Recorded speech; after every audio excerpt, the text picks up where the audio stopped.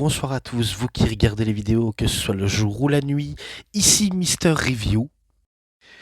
Puis après que je me suis occupé du show de WWE avec Verano de Escandalo pour la AAA WWE, eh bien maintenant je décide de faire ça pour la AEW. Donc oui, la AEW All Elite Wrestling et bien sûr la CMLL pour Consejo Mondial de Lucha Libre, auquel on sait qu'ils sont en partenariat et auquel leur partenariat comme la New Japan et d'autres petites structures en soi, soit elle est bien solide, soit elle est insolite, ça dépend de comment on peut le voir d'une bonne ou une certaine manière. Mais bon, là n'est pas la question de ça, si ce n'est que ce show-là, il s'était déroulé le 5 août et auquel, si je ne dis pas de bêtises, ça s'est déroulé à l'Arena Mexico, dans la salle mythique de la CMLL, et auquel, certes, la CMLL font leur spectacle et auquel ils invitent l'AEW. Et du coup, vu comment vous avez deviné, eh bien, ce show, c'est tout simplement AEW Grand Slam Mexico 2026. Même si ce show en question n'est pas forcément un PPV, donc pour pay-per-view, disons que c'est un show spécial, un peu comme d'autres shows spéciales qu'on voit du côté de Dynamite, de Collision, etc. Mais vu comment je me suis attaqué du côté de Grand Slam Australie, je me dis pourquoi pas m'attaquer du côté du Mexique, enfin Grand Slam Mexico. Bon, je sais qu'en soi c'est un peu ridicule, mais je me dis, allez, il a la tronche un petit peu d'un pay-per-view d'AEW, c'est l'occasion pour moi de le dire et d'en parler, vu comment j'avais dit que j'allais sûrement en faire, et en fin de compte, j'allais décider. Enfin, j'ai décidé tout simplement. Bon, du coup, je vois la carte, et il n'y en a que 8 matchs. Et je vais essayer de pas trop m'y attarder dessus, parce que plus je m'y attarde, plus je ralentis surtout, et je traîne, je fais perdre votre temps, tout comme le mien de manière inutile, et du coup je vais essayer de dire ce que j'en ai pensé. Disons qu'il était plutôt sympa, je vais pas vous mentir, il était plutôt cool, même si voilà, il manquait la plupart des petits éléments, mais on va pas cracher dessus, tout simplement. Alors du coup, le premier match, c'est un match par équipe de 8 personnes, et du coup, la première équipe auquel je vais vous citer, c'est tout simplement les Cavaliers de la Mort, donc les Death Riders, équipe composée de John Moxley, du Bâtard Pack, de Daniel Garcia et de Wheeler Yuta, accompagné bien sûr toujours par Marina Shafir. Et bien sûr, ils ont affronté, et bien sûr en phase 2, ils ont affronté, et spoiler, ils vont battre, même si normalement je devrais pas spoiler, mais je le dis quand même, contre KJ Cope, ou Cope et Cage, donc Cope, Adam Copeland, Edge, et bien sûr Christian Cage, bien sûr, évidemment, qui font équipe avec les Young Bucks, donc Matt Jackson et Nick Jackson. Concernant ce match-là, j'ai pas besoin de trop m'y attarder dessus, forcément, car il faut le savoir que le show en soi, j'ai pas vu tout dans son intégralité. J'ai vu des petits extraits de la plupart des vidéastes et en quelques parties. D'ailleurs, si je pourrais regarder une deuxième ou voire une troisième fois pour mieux te comprendre, ça pourrait arriver, mais pour l'instant, pour le moment, j'ai décidé de le sortir à l'improviste. Enfin, j'essaie d'improviser d'une façon comme je peux. Et auquel, tout ce que je sais, il était fou ce match-là. Et même le moment où Edge et je crois que c'est Matt Jackson, ils veulent faire un double 619 sur John Moxley, donc le fameux 619 que faisait Rey Mysterio. Du coup, forcément, les deux vont s'élancer. L'un va l'effectuer de manière drastiquement, magnifiquement, on pourrait dire comme ça, et l'autre va totalement se foirer. Je vous laisse deviner qui va se foirer, car ce n'est pas Nick ou Matt. Enfin, Je crois que c'est Matt Jackson qui a effectué le mouvement, auquel lui, il a effectué magnifiquement. Mais celui qui l'a très mal exécuté, mais c'est tout simplement Cope. Donc, oui, Edge l'a pas effectué comme il se doit. Mais il a essayé, c'est tout ce qui compte. Un peu comme lors d'un match avec John Cena et AJ Styles.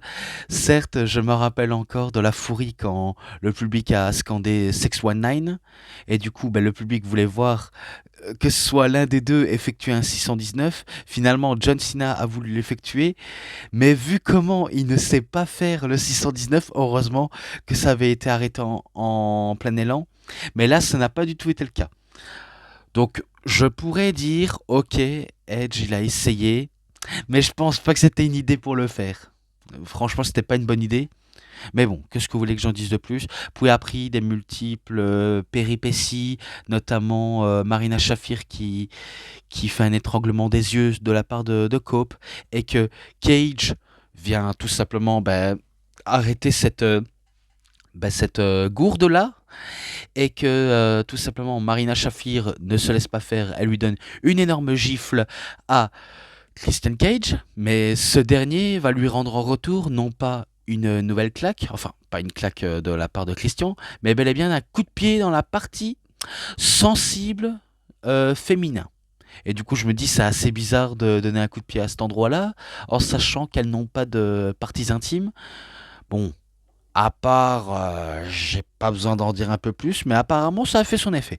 Un coup de pied en bas de la ceinture sur Marina Shafir, et là j'étais en mode oulala, à mon avis, eux, ils s'en battent les couilles de, de frapper qui que ce soit, que ça peut être un homme ou une femme, ils s'en balèquent. Donc voilà, c'est tout ce que je peux en dire sur ça. Puis après, après des multiples spires et des tentatives d'intervention, c'est en fin de compte John Moxley qui va effectuer le pin en faisant un petit paquet sur Adam Copeland. Et du coup, c'est lui qui remporte le match avec son équipe pour la victoire. Donc victoire des Death Riders, et auquel ça peut poser les graines de tension entre Cope et Cage et les Young Bucks. Ok, ok, ok. Est-ce que ça a été surprenant? Pour moi, pas tant que ça. Franchement, je vais pas vous le mentir. Ça n'a pas été si surprenant à mon propre avis. Et je pense que je m'arrête là, quoi. J'ai pas envie de trop m'attarder dessus, comme je l'ai dit, parce que je passe directement au match numéro 2.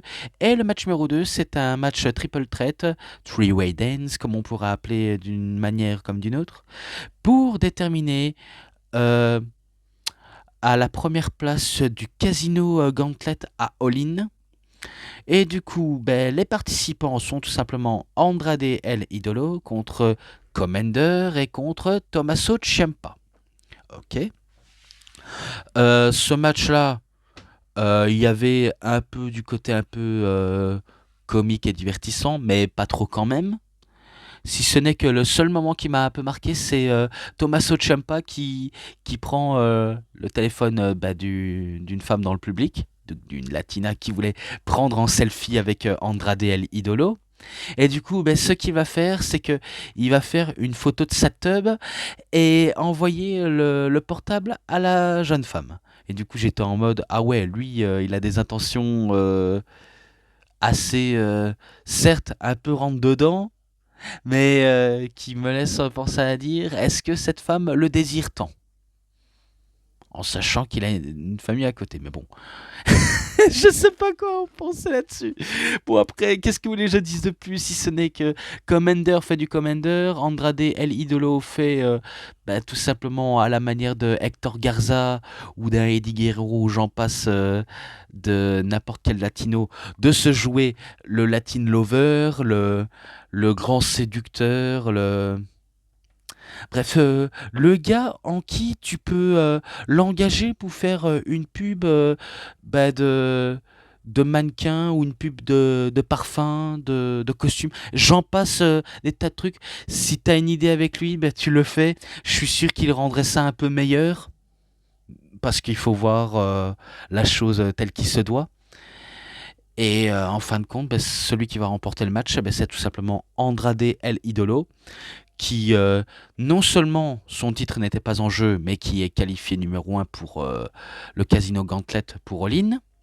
Bien sûr, il va effectuer une promo pour son public du Mexique, en parlant de sa langue natale et également en les remerciant, etc.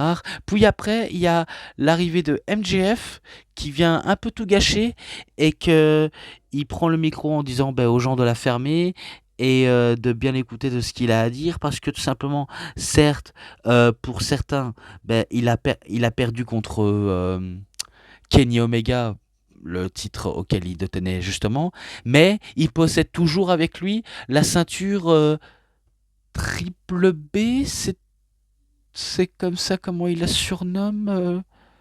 Je pense que c'est ça la ceinture triple B.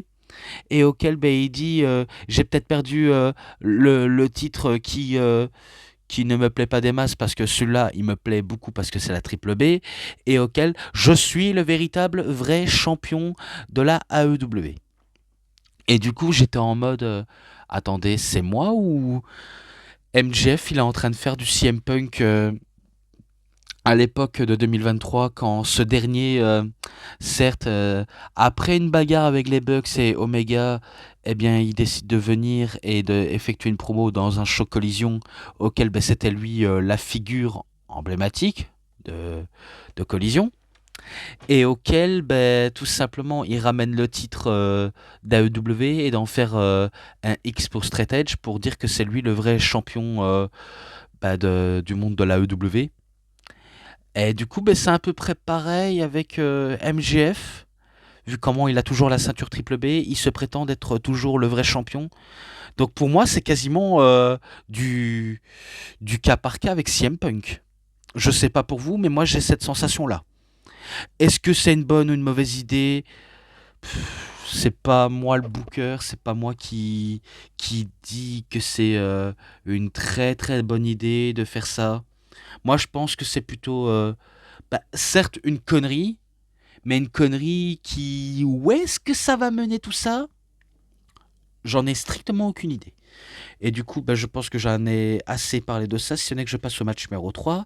Et le match numéro 3, c'est un match trio féminin, avec la première équipe auquel je vais citer Willow Nightingale, la championne du monde d'AEW, qui s'associe avec les Brawling Birds, donc l'équipe des bagarreuses anglaises, équipe composée de Jamie Hater et de Alex Windsor, contre tout simplement Mercedes Moné avec en association The Divine Dominion, équipe composée de Megan Bayne et de Lena Cross.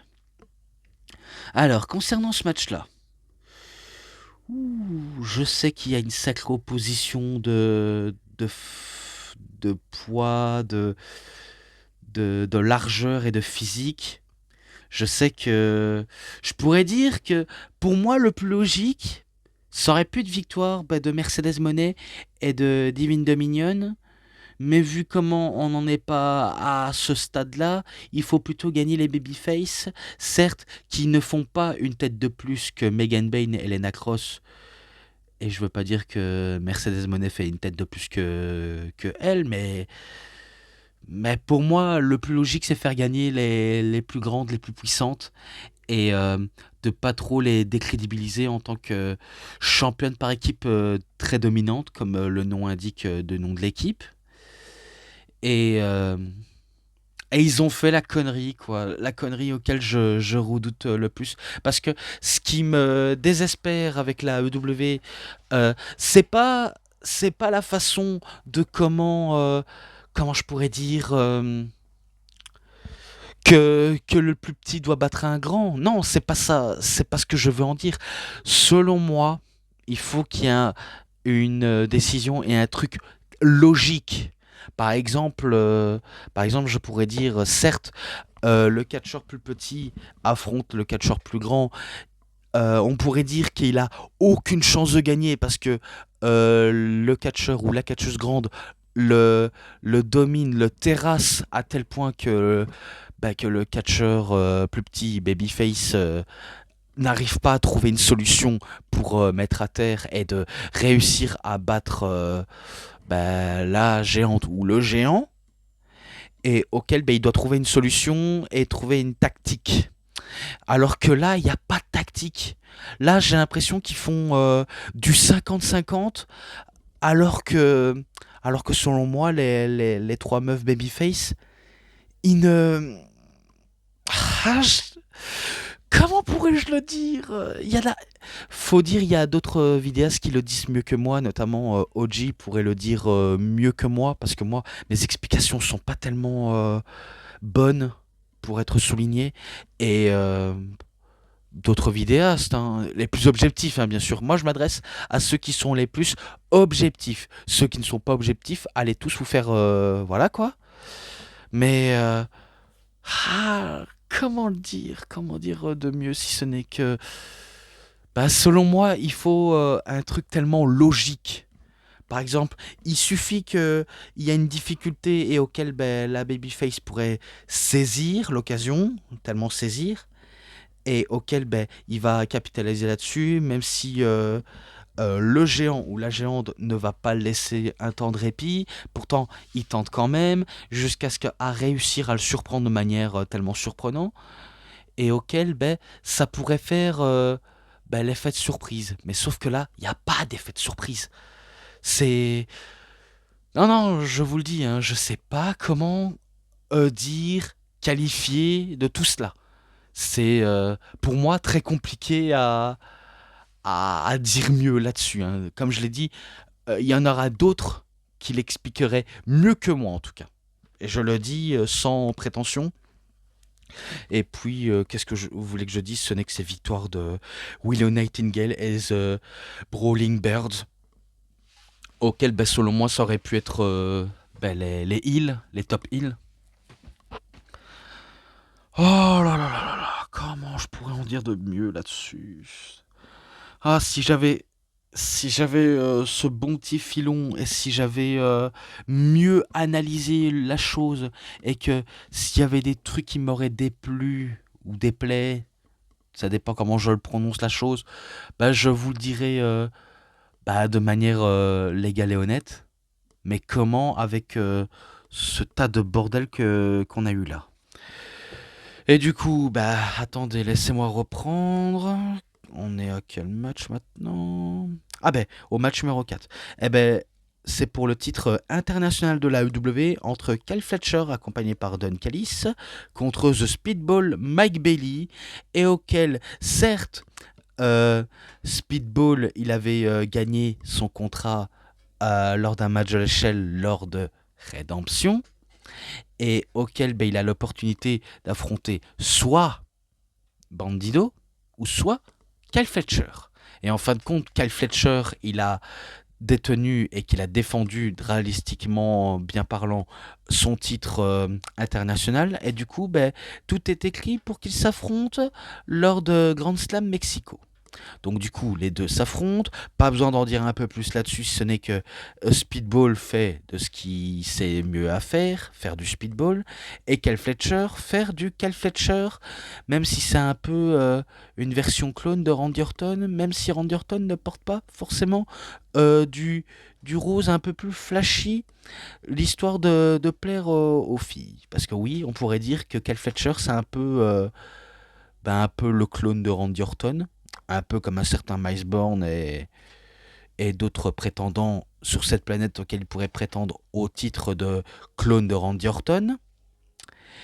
Et qu'est-ce que vous voulez que je dise de plus là-dessus? Ce n'est que Speedball aura tout tenté, aura tout fait pour essayer de mettre à terre Kyle Fletcher, mais en fin de compte, Kyle Fletcher va avoir l'avantage psychologique sur Mike Bailey, même s'il aura utilisé des méthodes certes un peu douteuses, mais qui fait son effet. Et du coup, c'est Kyle Fletcher qui reste toujours champion international et qu'il en a terminé avec Speedball. Et maintenant, il est temps pour lui de rejoindre d'autres horizons. Et oui. Maintenant, match numéro 5, et c'est un match de trio masculin cette fois-ci, avec la première équipe auquel je vais vous citer, Mystico, donc anciennement Sin Cara, The Lionheart ou Corazon de Leon, donc un certain Chris Jericho, et Darby Allin contre la Don Callis Family, équipe composée de Kazuchika Okada, Kevin Knight et de Rei Hechicero. Alors, je sais même pas si c'est à l'effigie des règles CMLL, parce que tout ce que je sais à la CMLL, leur stratégie, c'est que ils aiment beaucoup les matchs au meilleur des 3 manches, et auxquels les technicos ils remportent un point, les rudos aussi, et parfois ça peut même arriver que les deux remportent un point et que les deux soient ex aequo, mais qu'il faut avoir un réel vainqueur, et c'est l'un des meilleurs des technicos ou rudos qui remporte le match qui en sorte grandi de cet affrontement. Là, on a, on a un peu l'idée que c'est à peu près pareil, mais de manière un peu différente, car certes, la plupart des catcheurs font leur spot, etc. J'en passe des choses et j'en passe des trucs auxquels s'en est suivi, avec Jericho, Mystico, Darby Allin, Hechicero, Kevin Knight et Kazuchika Okada. Et en fin de compte, ceux qui vont remporter les matchs, ce n'est pas la Don Callis Family, mais bel et bien Mystico, Jericho et Darby Allin. C'est eux qui remportent le match en battant la Don Callis Family, auquel, certes, il n'y a pas d'enjeu et il n'y a pas d'histoire non plus. Faut dire, là, ce que je dis en ce moment, il n'y a pas d'histoire, hein. Que ce soit avec les Death Riders contre Kope Cage et les Young Bucks, Andrade, Thomas Ciampa et Commander, Willow avec les Brawling Birds, avec tout simplement Mercedes Moné et les Divine Dominion. Certes, il n'y a pas forcément d'histoire. Pareil entre Fletcher et Bailey, il n'y a pas d'histoire. Il faut dire les termes, il n'y a pas forcément d'histoire, mais auquel les matchs peuvent être kiffants à regarder. Mais nous, ce qui nous intéresse, c'est comment ils racontent des histoires et comment l'histoire peut bien commencer et comment il pourrait se terminer. Et en fin de compte, on n'aura pas eu tout ça. C'est un peu le même problème qu'on a avec la WWE. Et oui. Donc du coup, comment dire de ce match-là, comme j'ai dit, victoire des Face. Et auquel je passe notre match suivant, auquel je vais passer vite fait dessus. Match simple féminin entre Persephone contre Kris Statlanders. Alors certes, match de deux meufs forcément grandes et puissantes, mais auquel Persephone, certes, elle acquise force, puissance, mais également agilité, même si Kris Statlanders pourrait rivaliser avec Persephone pour le même cas de style de catch. Et pourtant, en fin de compte, ce ne sera pas Kris Statlanders qui va remporter le match, mais bel et bien Persephone qui va battre tout simplement Kris Statlanders. Ok, c'est super, elle conserve son titre de championne de CMLL, auquel il n'était même pas en jeu, pour être honnête. Et auquel je passe directement en deuxième match après c'est terminé. Alors du coup, match pour les titres du monde par équipe des trios, de la EW bien sûr. Et d'ailleurs, quand je disais oui, ah bon, ça existe encore, ça, je m'adresse à mon très cher ami Terry. Sache avant tout que Terry, quand je dis, euh, quand je dis oui, qu'il existe encore, c'est parce que je le dis ça de manière très ironique. Et je sais, je suis au courant à propos des titres trio de la Stardom, auxquels, est-ce que ça a autant du prestige à la EW qu'à la Stardom? Bah forcément pas du tout, hein. Parce que j'ai envie de te dire, mon cher Terry, ok, ok, t'as beau m'indiquer tout ça, mais sauf que je le savais déjà. Je sais que du côté de la New Japan, on sait qu'on a les titres trio Never Openweight. Je sais que du côté de la Ring of Honor, on a les Six-Man Tag Team en titre par équipe. Et pour la CMLL également, les titres trio. Et d'ailleurs, à ce propos, je peux vous dire que au Mexique et au Japon, il faut savoir que les titres trio, c'est quand même les titres importants quand on est dans l'équipe trio. Pareil pour les titres par équipe à deux et titres solo. Mais concernant la EW, j'ai l'impression qu'il n'y a pas de grande importance là-dessus. Je sais pas pourquoi, mais je pense que c'est pas la même saveur que les deux pays auxquels j'ai cité, le Mexique et le Japon, en sachant que c'est totalement différent et auquel, si on kiffe, eh bien, on pourrait aimer tant que c'est bien raconté, mais si on n'apprécie pas, c'est que forcément, c'est un sacré problème. Et du coup, la première équipe auquel je vais citer, c'est Eggman Adam Page, qui fait équipe avec The Brodido, et qui est composé de Bandido et de Brody King, donc qui sont accompagnés de Kemalito, contre tout simplement The Demand, The Gate of Agony, donc équipe composée de Ricochet, de Toa Liona et de Bishop Con. Et d'ailleurs, je me dis, les champions par équipe de trio, c'était pas la conglomération. Et du coup, forcément, quand j'ai regardé un des épisodes de la AEW, j'étais en mode ah ouais, ah ouais, c'est Zidemand qui a battu la conglomération. Maintenant, on va voir à quoi ça donne avec Zidemand. Et en fin de compte, leur règne fut de courte durée parce que je vais spoiler la fin, oui. C'est Adam Page et Brodido qui remportent les titres par équipe trio de la AEW. Et du coup, je me dis, en ce moment, c'est vrai que les titres changent de main, mais dommage que c'est pas si bien développé.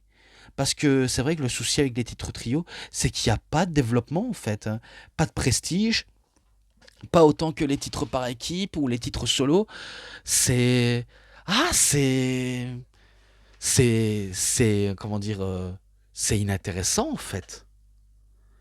Et ça, c'est que ma manière de voir la chose, hein. Je dis pas ça de manière très aigrie, je dis pas parce que j'aime bien enterrer la AEW comme j'aime bien enterrer la WWE, ou comme si j'adorais enterrer toutes les fédérations de catch du monde entier. Non, je ne dis pas ça de manière très aigrie, abus de moi-même, et j'en passe des trucs auxquels je pourrais dire que je suis un véritable haineux. Non, ce que je veux dire par là, ils ont beau créer des titres, ils ont beau faire des shows, mais malheureusement, est-ce que ça suscite l'intérêt du public, notamment casual? Bah non, pas forcément. Alors que normalement, ils devraient un peu miser sur le public casuel, comme ils peuvent miser sur les smart, un peu comme vous et moi, ou pas vous, mais uniquement moi. Euh, Parce que c'est vrai que si on n'intéresse pas forcément grand monde, forcément, vous n'intéressiez personne. D'ailleurs, le problème, c'est exactement ce qu'on a avec la WWE. À force d'utiliser une tactique comme dans les fédérations indépendantes, est-ce que ça fonctionne? Eh ben, forcément, pas du tout. Et c'est malheureux d'en arriver ici, hein. Je ne dis pas ça, je ne dis pas ça pour que vous vous intéressez plus à la AEW. Vous avez le droit de vous intéresser à la AEW comme WWE. Enfin, c'est juste que il faut voir d'une manière comme d'une autre. Certes, c'est bien beau de créer des titres, mais il faut mieux raconter, il faut mieux bien booker les titres, comme les titres par équipe, féminin, masculin, et j'en passe. Donc voilà comment je pourrais en dire un peu plus, si ce n'est que voilà, victoire d'Adam Page et Brodido. Maintenant, je passe directement au main event. Et le main event pour Grand Slam Mexico, c'est tout simplement Will Ospreay contre Mark Davis. Et du coup, c'était un genre de street fight au Mexique, auquel il n'y a aucune intervention extérieure, normalement. Même si on n'est pas à l'abri des interventions, enfin, on connaît la EW comme on connaît la WWE en même temps, c'est pas très surprenant. Et du coup, certes, les deux, ça partit littéralement en couille. Et, et qui dit part en couille, certes, forcément, peuvent se battre un peu n'importe où. Même si je suppose que la foule mexicaine a l'habitude de voir des bagarres dans les gradins, comme ils ont l'habitude de voir des bagarres dans le ring, ou au bar, n'importe quelle façon de se battre. Je suppose qu'ils ont tellement l'habitude, et auquel je me dis, ça peut être intéressant, ça peut être sauvage, ça peut être énorme, même si Mark Davis met en avant comme quoi les deux sont entre guillemets à égalité de partout. Euh, je sais pas si c'est ça auquel il a dit, mais à vrai dire, j'ai pas le souvenir très marquant de tout ça. Je peux dire, je, je m'en rappelais des affrontements, mais au fil des temps, j'ai quasiment oublié, auquel je me dis, ça existait. Ok, Mark Davis, il a gagné, c'est possible. Voilà, moi je dis ça de manière private joke, hein, un peu comme les titres trio, comme je disais tout à l'heure, et auquel on m'avait dit, enfin c'est plutôt Terry qui m'avait dit, oui, le One Wing Angel était plutôt protégé. En sachant que c'est quand même un peu bizarre que cette prise-là est protégée, alors que à l'AEW, tous les prises finish ne sont pas du tout protégées. Ils ont à peu près eu ce que l'AEW, enfin ce que la WWE fait aussi, ne plus protéger les prises, et du coup, on se retrouve dans une période auquel les prises ne sont plus protégées, et que c'est rare d'en voir les personnes qui veulent protéger un maximum leur prise de finition, mais le jour, je dis bien le jour, où leur prise finish, euh, lorsqu'ils vont se mettre d'accord comme quoi la prise n'est plus protégée, et auquel on se relève pas instantanément, qu'on se relève comme si de rien n'était, là je pourrais dire, là c'est vraiment de la merde, là on ne protège plus les prises, c'est désespérant, et c'est, comment dire, n'importe quoi.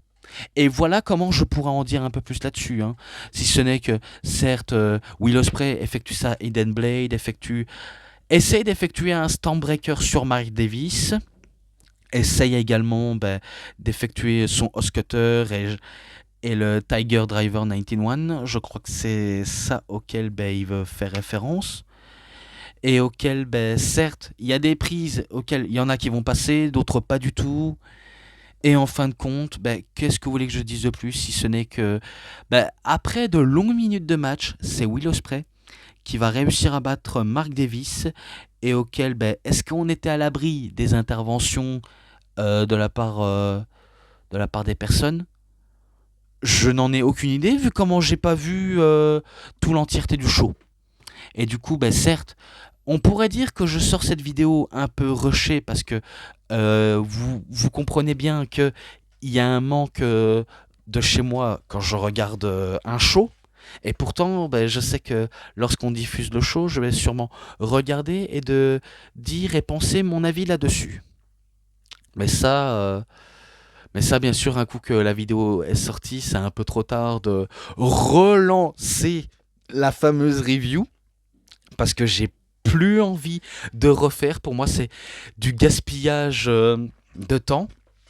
Et d'ailleurs, je vois venir avec VVE Réseau, il va encore dire encore une fois, tu fais du hors-sujet, comme il fait avec la WWE pour Saturday Night's Main Event, alors que, comme je le dis, pour moi, Saturday Night's Main Event, certes, c'est un show weekly un peu spécial, mais auquel on nous vend comme un PPV.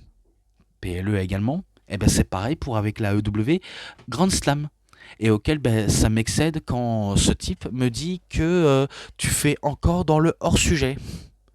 Et du coup, au bout d'un moment, ça commence à me monter au niveau du crâne, et auquel j'ai envie de dire, mais ferme-la, tu sais pas ce que tu racontes.